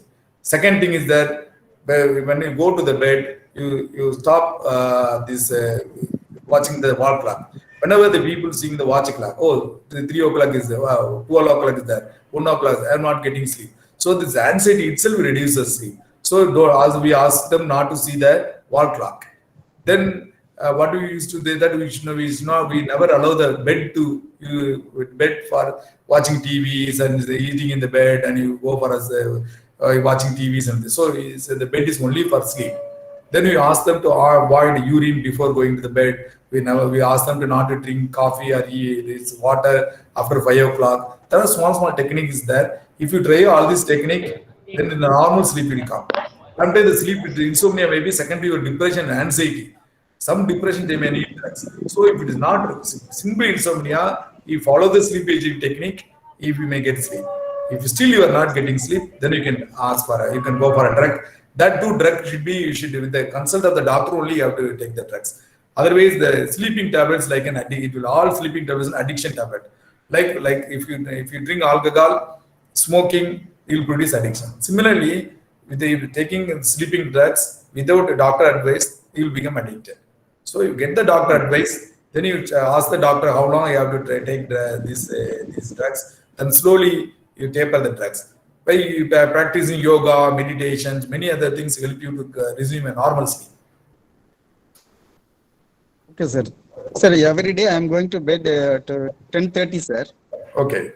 But the sleep won't come in nearly half an hour, sir. Is that? But The sleep won't come nearly half an hour for half an hour. It takes over half an hour time, sir, for sleeping. So 7 hours sleep is more than enough for our healthy, for our good body and mind to function, sir. No problem. But whatever time you go for a sleep, you get up at exact time in the morning. If you are getting up at 5:30, get up in the 5:30. So we have a biological clock. Our brain have a clock like biological circadian rhythm is that. There is one brain of the pineal gland is one part of the brain which regulates our sleeping time. So even half an hour also no problem. 7 hours sleep is enough. You get up at the correct time. The sleeping time will come automatically. Okay, sir. Okay, sir. Thank you, sir. Thank you. Sir, I'm facing the problem of divorce filed by my husband due to his extramarital affair, and money matters are not solved yet by the court, and I want to forget him, but I am not able to forget him. And on the other hand, my mother and my brother has unfairly occupied all the properties, and I am very much stressed. What to do? Madam, you consult a local psychiatrist in your area, madam. Whether online or offline, you consult a psychiatrist or psychologist. You personally meet them, or you do the online. You talk to them, and they thoroughly assess your family issues. Because we psychiatrists, we have been trained to tackle the family issues, so they will guide you appropriately, madam. Okay, sir. Thank you.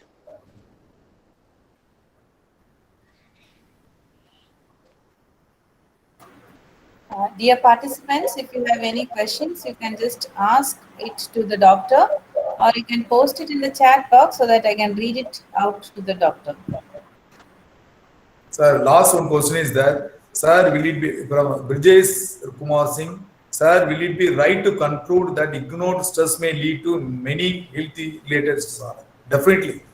So stress is that, as I said earlier, it's a subjective phenomenon.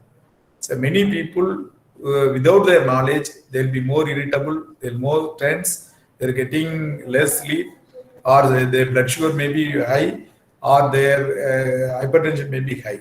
So whenever we assess, when we first we diagnose the patient who is having diabetes, or when you see a patient who is having a hypertensive patient, first time we as a doctor, we never prescribe in the beginning. We ask them to do a lifestyle modifications.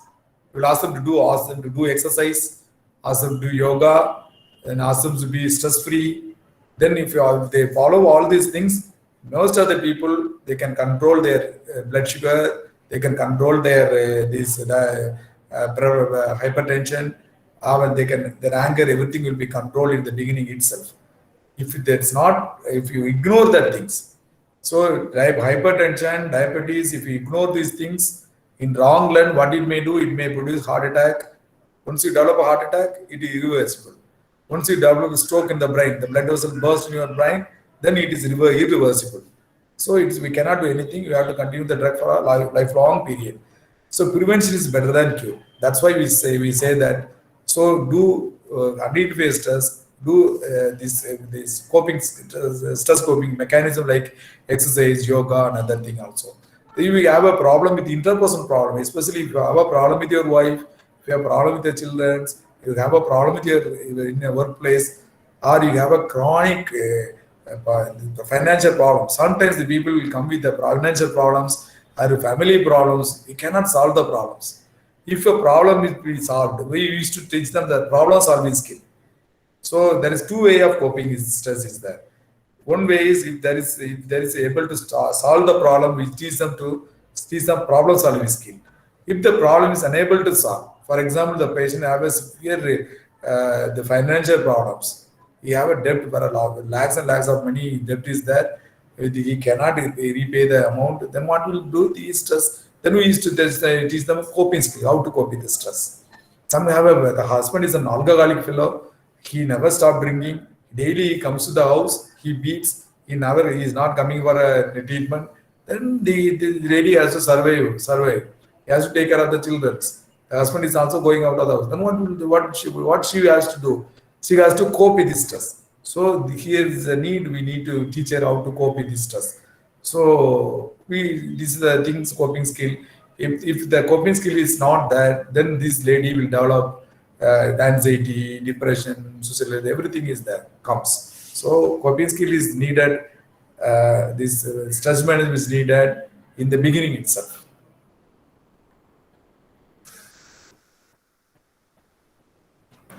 Doctor, there is another question posted. I feel isolated from society. What to do to mix with them? He's working as a HOD in electronics department. See that you feel isolated means generally the many people are our personality is different. Some people will be extrovert. They voluntarily go and talk to them. Some people introvert. That is by our nature. They'll be introvert.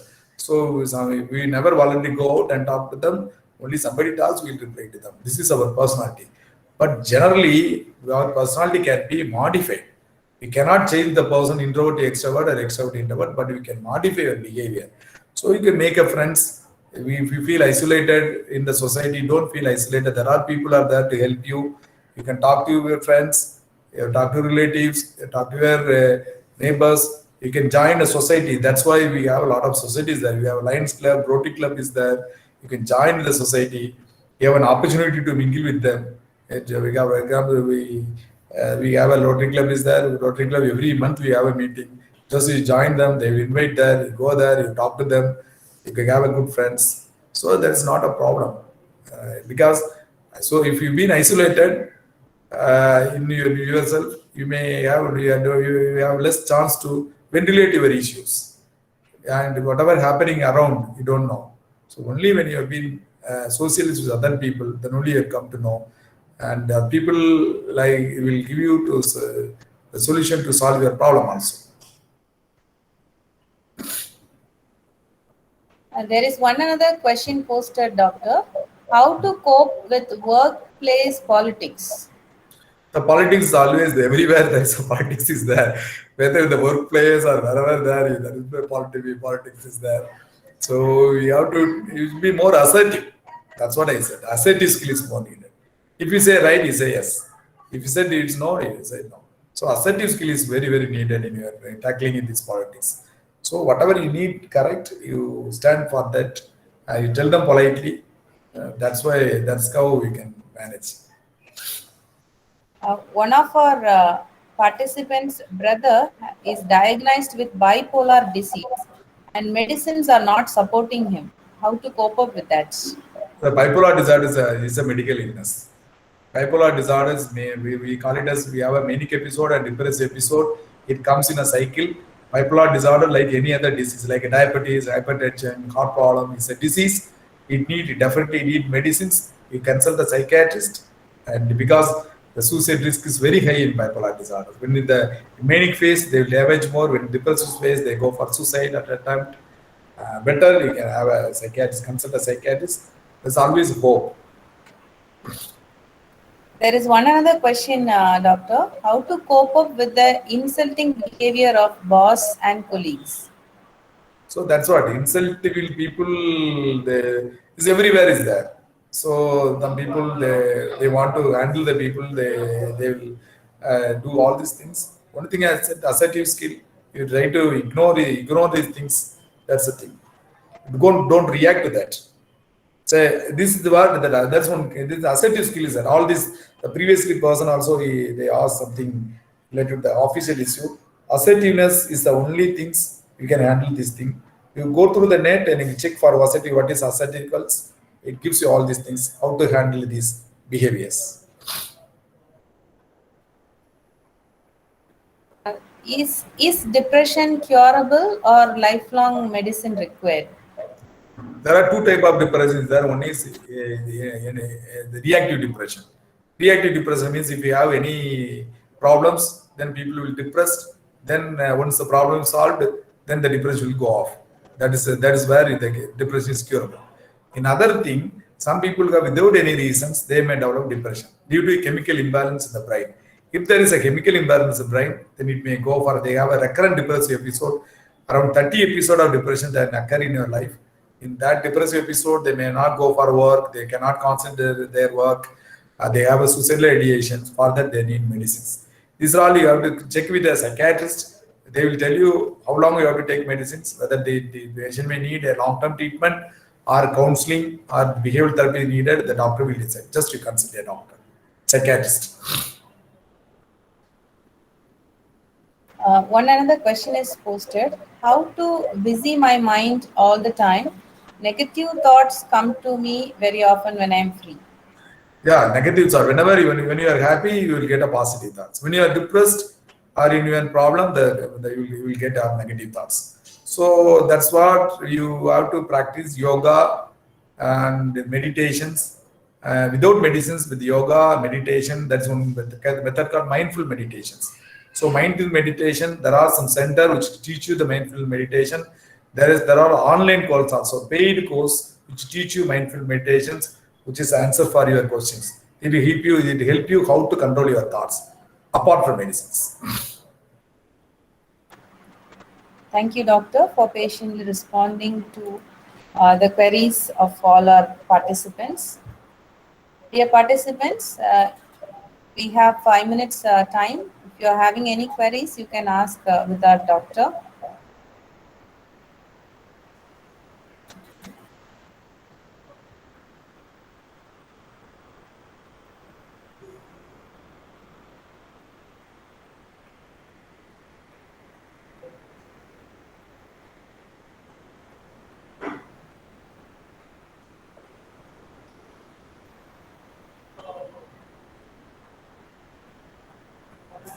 Right.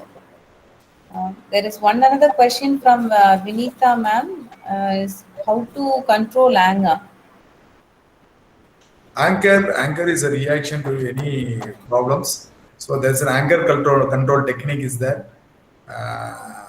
You can go through the net. You can see the anger control. There are a set of things how to control. It's a separate chapter. It's anger how to control anger. For example, you should not react to the anger, and you should control your body and mind before reacting that. There are a lot of things that you can go through the net. You can see that. It's a very big topic. Thank you, Doctor. Any other queries? Of course, our participants are stating that the feedback link needs permission. That will be sorted out from our side in a couple of minutes, dear participants. Ma'am, we have to share the feedback from for session 2 they are asking. Session 2. We have shared it, ma'am. There is, it asked for permission, I think. The same issue as the morning. Okay, right.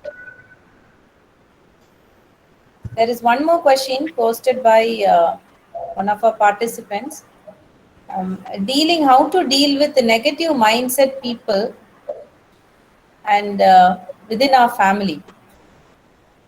How to deal with negative mindset people within our family. The problem occurs in the family is mainly because of the poor communications. That the communication, the spending time. Actually, the husband is not spending time with the wife, the parents are not spending time with their children. That's where the misunderstanding occurs. So we always recommend the people to spend time with them, time for each other. At least you sit in the night, you sit together, you eat together, so that you can share your thoughts, you can share your problems, so you can understand your husband can understand the wife can understand the family can understand mother, and mother can understand the child. So spending time is very, very important. And you also take a break at least once in a week or once in a while. Once in a week you go out and have a food, or go out and have a once in a while you have a family picnic. You can talk to them, talk to each others, and there's talking, only the talking and ventilations is the only things we will brings down all your negative thoughts and negative mindset. Because the poor communication is the reason for these family issues. And another thing is, many people, they never show our the emotions, things to others. We have a lot of love and affection with the wife. Husband may have a lot of love and affection with the wife, towards wife, or wife may have a lot of love and affections with the husband. The parents have a lot of love and affection with their children, but they're not expressing it. So expression of our affection, love is very, very important. You have to tell them, if they're children, you have to kiss your children, you have to tell them that you love them more. And these are all the small things. When wife is doing the cooking, you tell them that you are cooking very nicely, it's very tasty. You give some present to her. These are all the small things which take off the negative mindset in the family. Sir, excuse me, sir. Yes. Sir, I got heart attack 2 years back, sir. Yes. And I am now I am provided with a stent, sir. Okay. Suppose if I have any stress, it is going to be another heart attack, sir? Yeah, the depression, yes, sir. The depression and the stress is one of the risk factor for increasing the cardiac risk. What it happens when people are in stress, then we found that the blood. Why the heart attack? The way it's the heart attack occurs, because there is a clot in the blood vessels have been blocked by the blood clot. The blood will get clotted, then it block our vessels. That is the reason why the clot attack occurs. In practical, what we found, people who are being depressed, people who are being stressed, then there will be a platelet is getting occluded, and then it make a clot, then it block the vessels. Similarly, people who are being stressed, there will be more amount of the cholesterol deposit in the blood vessels, inside the blood vessels. It is decrease and narrow down the blood flow and making an attack. So already you are be there already you have an attack, you have been stent, and then our heart have a lot of blood vessels, not single vessels. We have many blood vessels there. So you practice good physical exercise or yoga or meditation with the cardiologist, with their advice. You tell your cardiologist, if you have been stressful, you tell your cardiologist, sir, I am stressful, I want to do some stress relief mechanism, whether I can do this kind of exercise, whether simple walking or treadmill, simple walking or jogging or yoga, meditation, whatever may be. You check with your cardiologist, he will guide you to do the appropriate exercise. Definitely, stress will affect the heart, and if you do a simple physical exercise or stress relieving mechanism like meditation, yoga, it will enhance your heart, it strengthen your heart also. Okay, sir. Thank you, sir.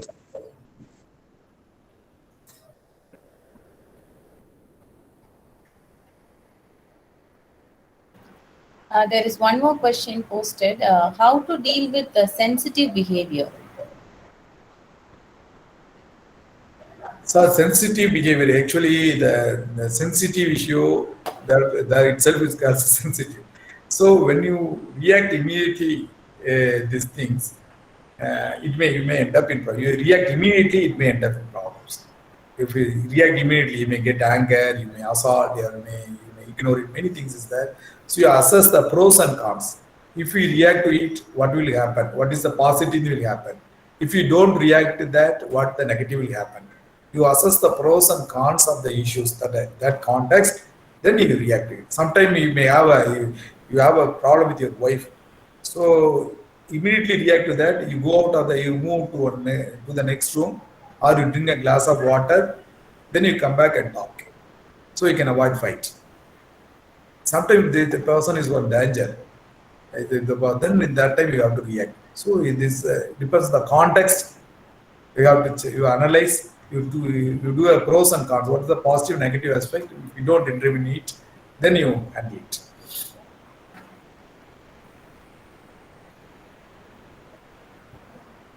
Thank you, Doctor.